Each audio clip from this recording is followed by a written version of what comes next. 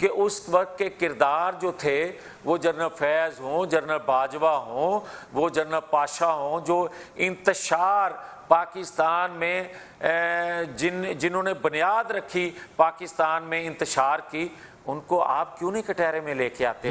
یہ صرف آپ نہیں ہے، رانا ثنا نہیں ہے، خواجہ آصف نہیں ہے، ان گنت آپ کے سنجیدہ اور سیانے رہنما جن کو 30 40 برس سیاست کرتے ہوئے ہو گیا، وہ اپنی قیادت کے فیصلوں پر سوال اٹھا رہے ہیں اور جمہوریت کا حسن ہے وہ ان واقعات کا ذکر کر رہے ہیں جن کی جانب آپ نشاندہی کرتے ہیں۔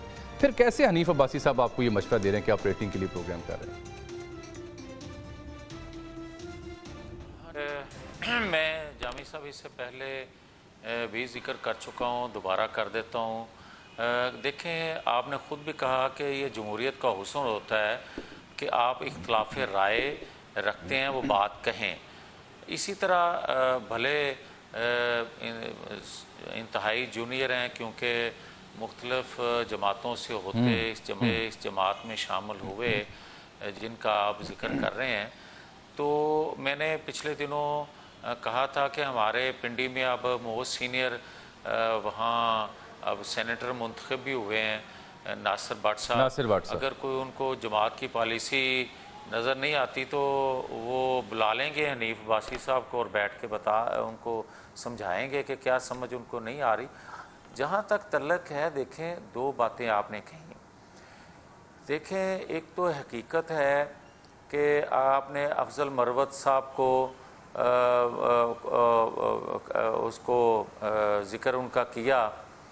یہی بات ہم بہت عرصے سے کہہ رہے ہیں کہ بدقسمتی ہے کہ پاکستان کے اندر کبھی تو کسی جماعت کو نکالا جاتا ہے اور کسی کو لایا جاتا ہے۔ اس دفعہ جماعت ایز جماعت نہیں نکالی گئی کسی کو، اور کسی کو ایز جماعت لایا نہیں گیا، بلکہ پک اینڈ چوز کیا گیا۔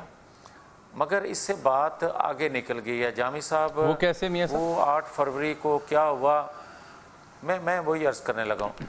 8 فروری کو کیا ہوا، 9-10 کو کیا ہو گیا، 9-10 مئی کو کیا ہو گیا۔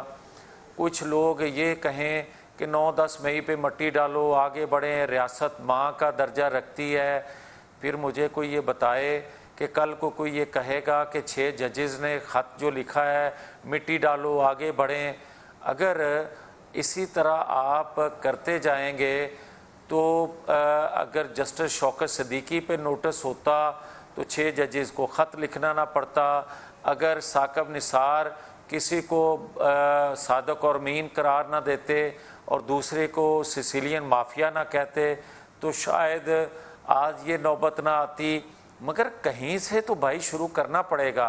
فیض آباد دھرنے پہ آپ کو یاد ہوگا ایک ججمنٹ آئی، ریفرنس فائل کروانے والے کوئی تھے، کرنے والے کوئی تھے۔ آج وہی لوگ جو ہیں وہ ایک انصاف کے علمبردار بننے کی یا 6 ججز کے خط کے پیچھے کھڑے ہو کے بات کر رہے ہیں۔ تو میں تو یہ کہوں گا اور بار بار یہ کہہ رہا ہوں کہ آپ ٹھیک ہے 70 سال پرانی بات نہ کریں، 44 سال بعد جو انصاف ملا ذوالفقار علی بھٹو کا نہ بات کریں آج اس کی۔ آپ کم از کم 2 ادوار 10 سال کا جو عدالتی فیصلے ہیں، جو عدالتی دباؤ میں یا نہ دباؤ میں، یا جو گڈ ٹو سی یو کسی کے کہنے پہ، یعنی آپ کہہ رہے ہیں 2014-15 سے لے کے 2024 تک کا کر لیں اور 2 ان ادوار میں مختلف جماعتوں کی حکومتیں رہی ہیں۔ اس لیے یہ میں بات کہہ رہا ہوں تاکہ کسی کو یہ شکوہ ہی نہ رہ جائے کہ بھائی میرے دور کیا تو آپ انویسٹیگیٹ کر رہے ہو، دوسرے کا کر ہی نہیں رہے۔ دونوں چیزیں سامنے آ جانی چاہیے۔ تیسرا میں یہ بات کروں گا کہ دیکھیں، جب ہمیں سزائیں دی گئیں کسی نے اس وقت یہ بات نہیں کہی تھی اور کوئی یہ کہنے کے لیے تیار بھی نہیں تھا، بلکہ ہمارے تو بیان جو تھے وہ ٹی وی پہ، پرنٹ میڈیا پہ کوئی دینے کو تیار نہیں ہوتا تھا۔ یہ آپ کو یاد ہوگا، ہمارا نام لینا جرم تھا، بلکہ وہ چینل بند کر دیے جاتے تھے۔ آج بھائی وہ صورتحال نہیں ہے، مگر آپ دیکھیں اس وقت ہمیں غلط سزائیں ہوئیں، اس وقت بھی ہمارے خلاف ہی موبلائزیشن ہوئی، ہمارے خلاف ہی باتیں کی گئیں، پراپیگنڈے کیے گئے، اور جب 9 سال بعد یا 5 سال بعد ہمارے کیسز پہ فیصلے آئے کہ یہ بے گناہ ہیں، تو پھر ہمیں یہ کہا گیا، یہ ماضی قریب کی بات ہے، میں بہت دور کی بات نہیں کرتا، کہ یہ لاڈلے ہیں بھائی، یہ دیکھیں کس طرح ان کے فیصلے آ رہے ہیں۔ تو بھائی آج بھی آپ دیکھیں کہ الیکشن سے پہلے چند دن پہلے کس طرح سزائیں ہوئیں، اور آفٹر الیکشن کس طرح تھوڑے ٹائم میں اپیلیں سن کے یہ جو الیکشن سے پہلے جو عمران خان صاحب کو 3 سزائیں ہوئیں، چاہے وہ نکاح کا کیس ہو، توشہ خانہ کا ہو، اس پہ رانا صاحب بھی کہہ رہے ہیں کہ وہ غلط سزائیں ہوئی تھیں اور اس کا فائدہ عمران خان صاحب کو پہنچا۔ آپ کو کیا لگتا ہے واقعی یہ غلط سزائیں تھیں جو انہیں دی گئیں اچانک؟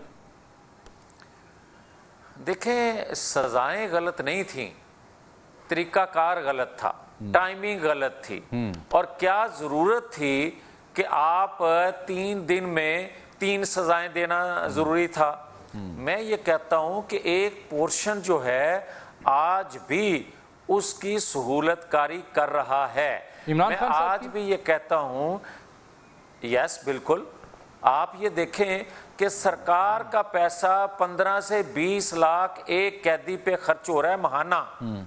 آپ مجھے یہ یار، اور یہ ابھی جو فگر آئی ہے یہ میں وہ بات کر رہا ہوں، اس کے علاوہ جو ڈیوٹی جن کی ہے اس کے اوپر ان کی تنخواہیں کا ذکر میں نہیں کر رہا۔ تو میری بھائی بات سنو، کہ اڈیالہ جیل میں کیا اور قیدی نہیں ہے؟ کیا ان کے لیے یہ سہولت ہے؟ نہیں کسی کے لیے۔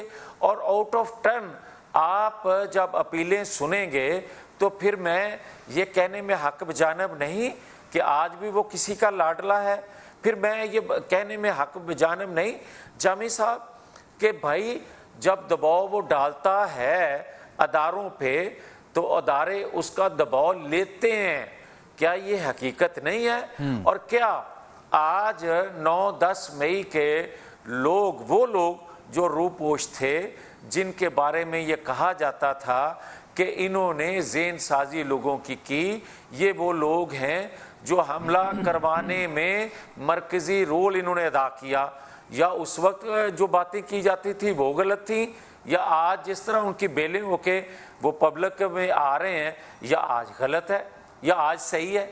تو پھر میں یہ کیوں نہ بات کروں کہ پاکستان کی ہسٹری میں آج تک کسی نے 9-10 مئی کیا ہو۔ اور میں ایک اور بات کہنا چاہتا ہوں، اگر وہ 9-10 مئی کا واقعہ نہیں ہوا، جو آج کے لوگ یا آج کے وہ احباب جو یہ کہتے ہیں کہ ریاست ماں کی طرح ہوتی ہے، ریاست کو معاف کر دینا چاہیے، ریاست کو کھلے دل سے ان کو چھٹی دے دینی چاہیے۔ اگر یہ جو آپ کا جو بیان ہے یا آپ کی انڈرسٹینڈنگ یہ درست میں مان لوں، تو پھر مجھے یہ سوال پوچھنے دیجئے نا کہ کیا اس سب کے ساتھ، اس سب انڈرسٹینڈنگ کے باوجود، کیا آپ کی جو قیادت ہے، میاں نواز شریف صاحب کا بالخصوص ذکر کر رہا ہوں، ان کے ساتھ دھوکہ ہوا ہے یا ان کی مجبوری تھی کہ وہ اس سب کے باوجود حکومت بننے دیتے اور اپنے بھائی کو کہتے وزیر اعظم بن جاؤ؟ دونوں چیزیں ہیں۔ کیسے؟ دونوں چیزیں اس طرح کہ دیکھیں نواز شریف کے ساتھ آج تک جو سلوک ہوتا آیا ہے، نواز شریف نے اپنی 40-45 سالہ سیاسی زندگی میں کبھی 9-10 مئی کیا ہو نہیں، اس کو معاف کرنا چاہیے۔ اور اگر اس نے ہمیشہ صرف کیا ہے معیشت کے لیے، پاکستان کے استحکام کے لیے، پاکستان کے دفاعی استحکام کے لیے، پاکستان کے معاشی استحکام کے لیے، اور اس کے بدلے اس کو کیا دیا گیا ہے؟ ریاستی اداروں کی جانب سے، بیٹھے ہوئے فیصلہ سازوں کی جانب سے، مگر جس نے پاکستان کی اینٹ سے اینٹ بجا دی اور پاکستان کے لیے 4 سالوں میں ایک دمڑی کا بھی کام نہیں کیا، اس کو آج بھی وہ سہولتیں میسر ہیں۔ یہ ہے سوال پاکستانی قوم کا، یہ ہے سوال میرا کہ جب میں کہتا ہوں کہ اس کو سہولت کاری میسر ہے، بھائی آپ مجھے یہ بتائیں کہ آپ 6 ججز کا خط جو ہے اس کا نوٹس لیتے ہیں، اگر مجھے اجازت دے مکمل کرنے کی بات، آپ نوٹس لیتے ہیں تو میری ڈیمانڈ پاکستانی قوم کی ڈیمانڈ ہے نا یہ بھی کہ آپ ان 5 ججز کو بھی نوٹس کریں. میری اور پاکستانی قوم کی یہ ڈیمانڈ ہے نا کہ اس وقت کے کردار جو تھے وہ جنرل فیض ہوں، جنرل باجوہ ہوں، وہ جنرل پاشا ہوں، جو انتشار پاکستان میں جنہوں نے بنیاد رکھی پاکستان میں انتشار کی، ان کو آپ کیوں نہیں کٹہرے میں لے کے آتے؟ یہ خواجہ صاحب نے بھی بات کی تھی نا، خواجہ صاحب نے بھی انہیں پارلیمنٹ بلانے کی بات کی، بعد میں یہ بھی کہا دھمکیاں اور میرے خلاف کچھ ہو سکتا ہے، وہ بھی سہم گئے.